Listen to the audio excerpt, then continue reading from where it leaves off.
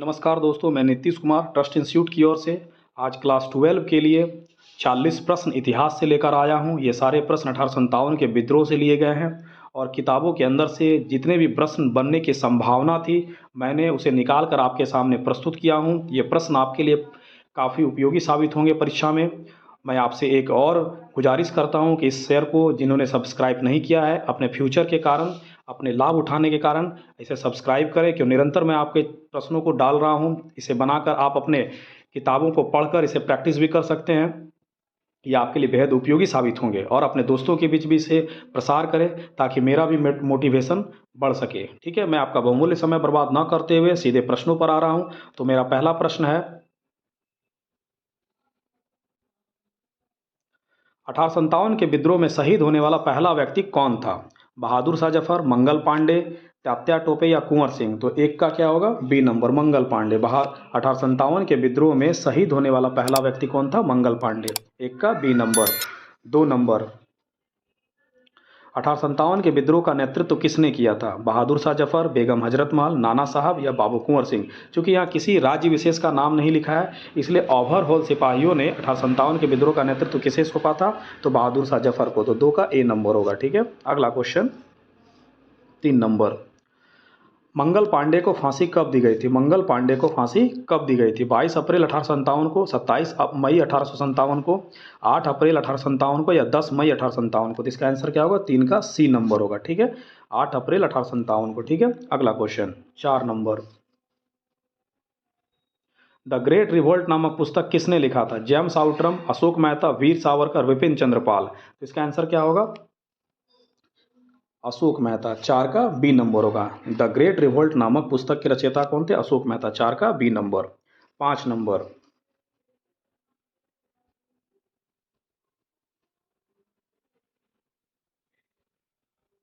क्रांति के दमन के बाद कौन नेता नेपाल चले गए थे? नाना साहब, बेगम हजरत महल, तात्या टोपे या ए और बी दोनों? तो इसका आंसर क्या होगा? क्रांति के दमन के बाद, 1857 के क्रांति के बाद 2 नेता नेपाल चले गए थे। एक नाना साहब भी चले गए थे और एक बेगम हजरत महल भी चले गए थे। ठीक है, तात्या टोपे को तो एक सामंत मान सिंह ने पकड़वा दिया था। ठीक है, तो इसका आंसर क्या होगा? ए और बी दोनों होगा। ठीक है, 5 का डी होगा। अगला क्वेश्चन 6 नंबर, पील कमीशन। पील कमीशन का गठन किस उद्देश्य से किया गया था? सेना के पुनर्गठन के लिए, शिक्षा के प्रसार के लिए, व्यापार के विकास के लिए, आर्थिक समस्याओं को सुधारने के लिए? तो इसका आंसर क्या होगा? 6 का ए नंबर। पील कमीशन का गठन सेना के पुनर्गठन के लिए किया गया था। तो 6 का ए नंबर। अगला क्वेश्चन,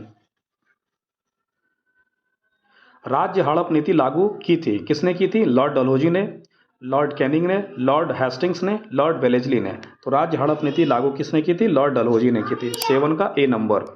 अगला क्वेश्चन 8 नंबर, खूब लड़ी मर्दानी वह तो झांसी वाली रानी थी, इन पंक्तियों के रचयिता कौन थे? सुभद्रा कुमारी चौहान, रामधारी सिंह दिनकर, मैथिली शरण गुप्त या सूर्यकांत त्रिपाठी निराला? इसका आंसर क्या होगा? सुभद्रा कुमारी चौहान। 8 का ए नंबर। 9 नंबर, किस गवर्नर जनरल के नमी और दया भाव से सिपाहियों की वफादारी हासिल करने की नीति पर ब्रिटिश प्रेस ने मजाक उड़ाया था? ठीक है, तो लॉर्ड कैनिंग का मजाक उड़ाया था या लॉर्ड डलहौजी का या लॉर्ड लिटन का या लॉर्ड डफरिन का? तो इसका आंसर होगा 9 का ए नंबर। ये एनसीईआरटी की किताब में स्पष्ट लिखा हुआ है। ठीक है, 9 का ए नंबर, लॉर्ड कैनिंग ने। ठीक है, उन्होंने कहा था कि नमी और दया भाव से हम सिपाहियों का पुनः वफादारी हासिल कर लेंगे। तो जब ये बात पहुंची ब्रिटिश प्रेस के पास तो उन्होंने इनका मजाक उड़ाया था। ठीक है, तो 9 का ए नंबर होगा। 10 नंबर क्वेश्चन, इन मेमोरियम स्मृति में एक प्रकार का चित्र है जो 1857 के विद्रोह की समाप्ति के बाद 2 साल बाद बनाया गया था। ठीक है, तो इसके रचयिता कौन थे? Joseph Noel Paton, Thomas Jones Barker, James Outram या मिस व्हीलर? तो इसका आंसर क्या होगा? ए नंबर होगा, जोसेफ नोएल पैटन। ठीक है, इसका आंसर होगा जोसेफ नोएल पैटन। ठीक है, इन मेमोरियम चित्र के रचयिता। ठीक है, 10 का ए नंबर। अगला question 11 number question, the relief of Lucknow, Lucknow की राहत के चित्रकार कौन थे? ठीक है, द रिलीफ ऑफ लखनऊ के चित्रकार कौन थे? Joseph Noel Paton, Thomas Jones Barker, James Outram या मिस व्हीलर? तो इसका आंसर क्या होगा?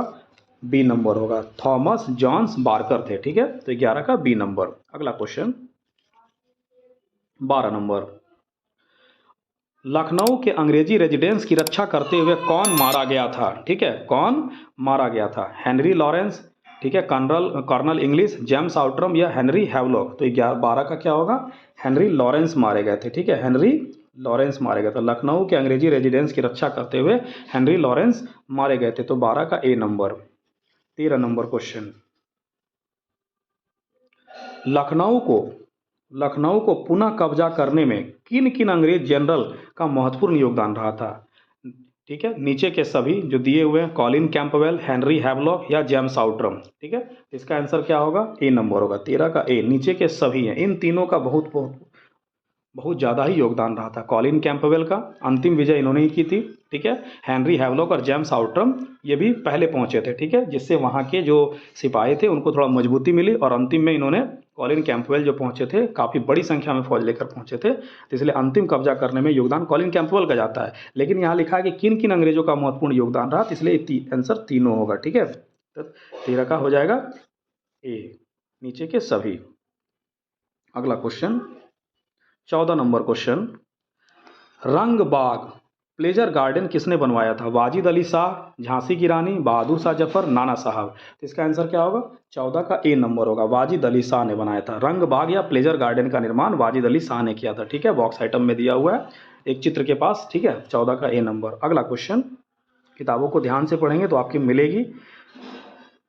अगला क्वेश्चन, अवध पर अंग्रेजों ने पुनः कब्जा कब किया? ठीक है, यहाँ पर हलंत होगा, पुनः पुनः कब्जा कब किया? ठीक है, तो मार्च 1858 में, अप्रैल 1858 में, मई 1858 में या जून 1858 में? तो इसका आंसर क्या होगा? मार्च 1858 में। अवध पर अंग्रेजों ने पुनः कब्जा किया था मार्च 1858 में। 15 का ए नंबर।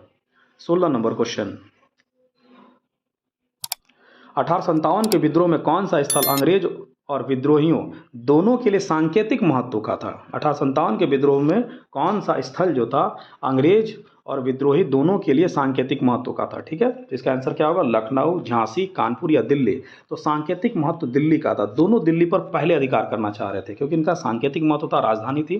ठीक है, तो 16 का डी नंबर होगा। ठीक है, 16 का डी नंबर। ठीक है, सांकेतिक महत्व दिल्ली था क्योंकि बहादुर शाह जफर वहाँ पर बैठे हुए थे। ठीक है, 16 का डी नंबर। अगला क्वेश्चन, 17 नंबर, 1857 के विद्रोह के दौरान अंग्रेजों ने दिल्ली पर पुनः कब्जा कब किया था? दिल्ली पर पुनः कब्जा। ठीक है, मई 1857, जून 1857, अगस्त 1857 या सितंबर 1857? तो 17 का क्या होगा? D number. सितंबर 1857 में पुनः कब्जा कब किए थे? सितंबर 1857 में। ठीक है, यदि डेट पूछा जाए तो 20 सितंबर होगा। ठीक है, फाइनल विजय। 17 का डी नंबर। 18 नंबर क्वेश्चन, 1857 के विद्रोह के दौरान उत्तर भारत पर पुनः कब्जा करने के लिए अंग्रेजों ने कब पारित किए गए कानून के जरिए समूचे उत्तर भारत में मार्शल लॉ लागू कर दिया था? 1857 के विद्रोह के दौरान उत्तर भारत पर पुनः कब्जा करने के लिए अंग्रेजों ने कब कब जो कानून पारित किया था ताकि पूरे उत्तर भारत में मार्शल लॉ लागू कर सके? ठीक है, तो मई 1857, जून 1857, ए बी दोनों, या मई जून 1858? तो इसका आंसर क्या होगा? सी नंबर होगा। मई 1857 में भी और जून 1857 में भी कानून पारित किए गए थे ताकि पूरे भारत में, उत्तर भारत में मार्शल लॉ लागू कर सके। ठीक है, 18 का सी नंबर होगा। 19 नंबर क्वेश्चन, ये सारे किताबों से निकाले गए प्रश्न हैं, आपके लिए बेहतर उपयोगी साबित होंगे। अगला क्वेश्चन, 1857 के विद्रोह के दौरान उत्तर भारत पर पुनः कब्जा करने के लिए अंग्रेजों ने कौन सी रणनीति अपनाई थी?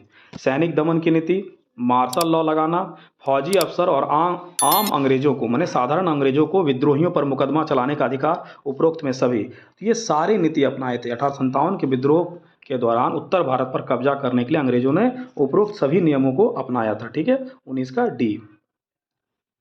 20 नंबर क्वेश्चन, लखनऊ पर अंग्रेजों ने किसके नेतृत्व में पुनः कब्जा किया था? Henry Lawrence, Colin Campbell, general Lynn या जनरल हैवलॉक? तो 20 का क्या होगा? बी नंबर होगा। 20 का बी नंबर, कॉलिन कैंपबेल के नेतृत्व में पुनः कब्जा किया था। 20 का बी नंबर। कहाँ पर? लखनऊ में। ठीक है, पुनः कब्जा किया था। अगला क्वेश्चन, 21 नंबर, 1857 के विद्रोहियों का उद्देश्य क्या था? लोकतंत्र स्थापित करना, समाजवाद स्थापित करना, 18वीं सदी की पूर्व ब्रिटिश दुनिया को स्थापित करना, अंग्रेजी शासन में सुधार लाना, तो इसका आंसर क्या होगा? 21 का सी नंबर होगा। ठीक है, स्पष्ट लिखा हुआ है एनसीईआरटी में।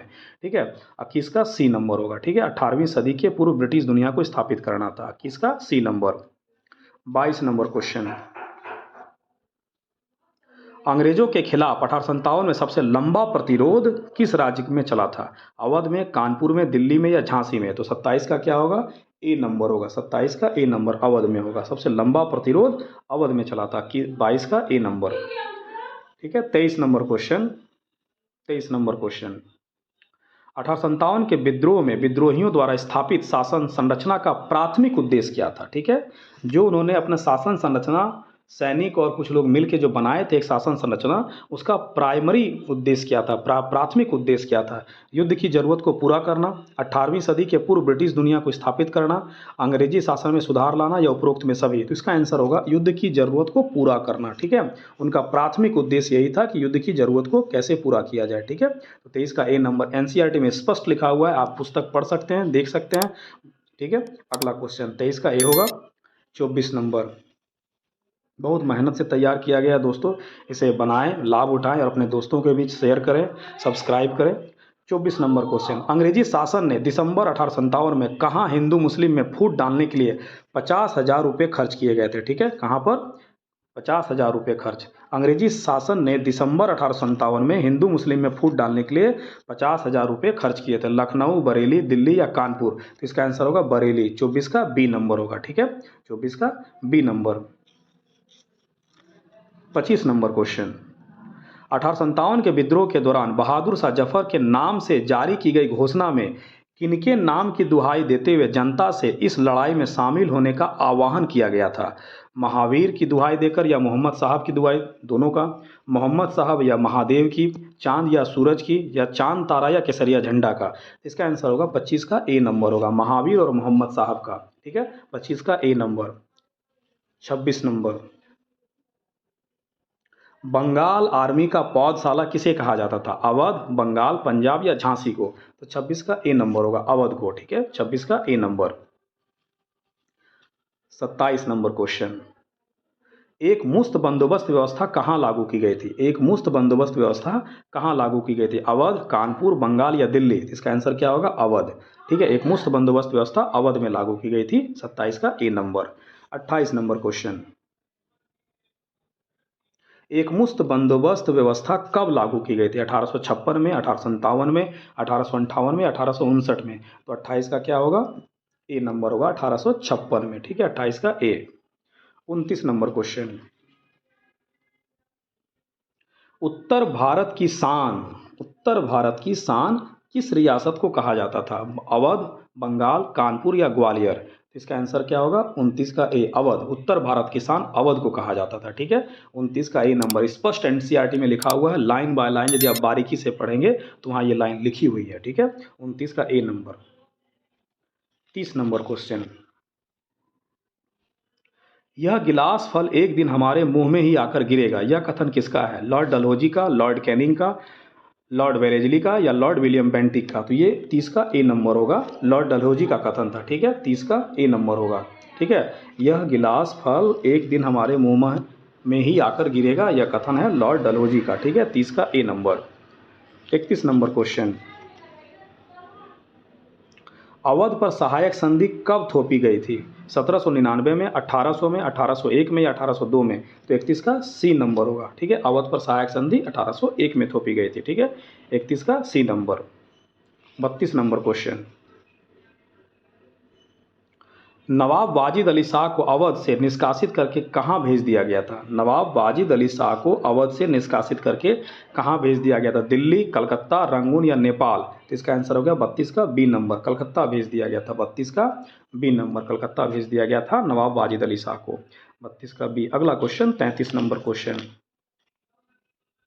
अवध का अधिग्रहण कब किया गया? फरवरी 1856, मार्च 1856, अप्रैल 1856 या मई 1856? तो अवध का अधिकरण किया गया है फरवरी 1856। एग्जैक्ट डेट यदि बोला जाए तो 13 फरवरी। ठीक है, 33 का ए नंबर होगा, 33 का ए नंबर। ठीक है, फरवरी 1856 में। ठीक है, अगला क्वेश्चन 34 नंबर, बहादुर शाह जफर को दिल्ली से निष्कासित करके, बहादुर शाह जफर को दिल्ली से निष्कासित करके कहाँ भेज दिया गया था? दिल्ली, कलकत्ता, रंगून या नेपाल? तो 34 का सी नंबर होगा, रंगून भेज दिया गया था, जहां उनकी मृत्यु 1862 में हो गई थी। ठीक है, तो इसका होगा 34 का सी नंबर होगा। ठीक है, 35 नंबर, अंग्रेजों को अवध की जमीन किस फसल के लिए, किस फसल के लिए, कौन सी, कहाँ की जमीन? अवध की जमीन किस फसल के लिए उपयुक्त लग रहा था, जिसके कारण से उस पर अधिग्रहण करना चाह रहे थे? ठीक है, यहाँ होगा उस पर। ठीक है, तो नील, कपास, चाय या ए बी दोनों? तो इसका आंसर होगा डी नंबर, नील और कपास दोनों, नील और कपास दोनों के उत्पादन के लिए ये जमीन उपयुक्त लग रही थी। तो 35 का होगा डी नंबर। ठीक है, अगला क्वेश्चन 36 नंबर क्वेश्चन,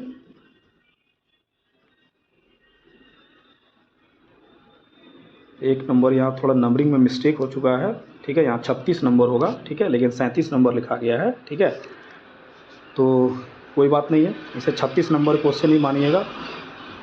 ठीक है, इसे 36 नंबर ही क्वेश्चन लीजिएगा।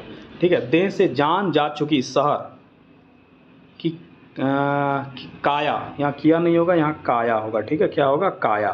ठीक है, देह से जान जा चुकी थी शहर की काया बेजान थी। ठीक है, देह से जान जा चुकी शहर की काया बेजान थी।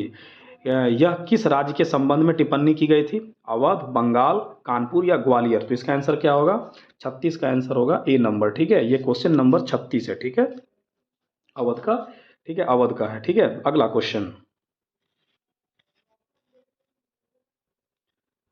किस दशक में अंग्रेजी अफसर में श्रेष्ठता का भाव विकसित होने लगा था और वह भारतीय सिपाहियों को कमतर नस्ल का मानने लगे थे? 1820 के दशक में, 1830 के दशक में, 1840 के दशक में या 1850 के दशक में? तो इसका आंसर क्या होगा? 38 का सी नंबर होगा, 1840 के दशक में। ठीक है, 1840 के दशक में। ठीक है, तो अंग्रेज अफसरों में जो श्रेष्ठता का भाव 1840 के दशक में पनपने लगा, जिससे अफसर और सिपाही के बीच जो भाईचारा था, मतलब जो संबंध था, दोस्ताना संबंध, वो खत्म हो रहा था।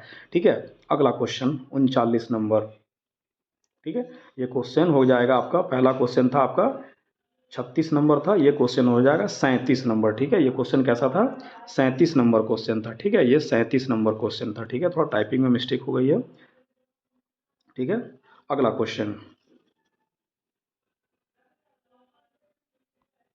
ठीक है, किस दशक में अंग्रेज अफसर भारतीय सिपाहियों के साथ दोस्ताना ताल्लुक रखने पर खासा जोर देते थे? 1820 के दशक में, 1830 के दशक में, 1840 के दशक में या 1850 के दशक में? तो इसका आंसर क्या होगा? 1820 के दशक में। ठीक है, 1820 के दशक में होगा। ठीक है, अगला क्वेश्चन,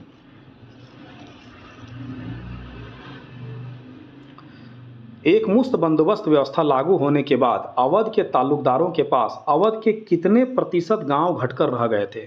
ठीक है, ठीक है, एक मुफ्त बंदोबस्त व्यवस्था लागू होने के बाद अवध के ताल्लुकदारों के पास अवध के कितने प्रतिशत गांव घटकर रह गए थे? पहले अवध के ताल्लुकदारों के पास 67% गाँव होता था। ठीक है, 67% टोटल अवध में जितना गांव था, उसका 67% गाँव इन ताल्लुकदारों के पास था। लेकिन जैसे ही एक मुफ्त बंदोबस्त व्यवस्था लागू कर दी गई, तो उनका जो ताल्लुकदारों के पास गांव जो था वो घट गया। कितना घटा? 67%, 38%, 57% या 48%? तो इसका आंसर होगा 38% होगा। ठीक है, 38%। ठीक है, तो दोस्तों, मेरे द्वारा यह प्रयास आपको कैसा लगा ज़रूर बताएं। मैं आपके लिए मेहनत कर रहा हूँ, थोड़ा मुझे भी प्रमोट करें। धन्यवाद।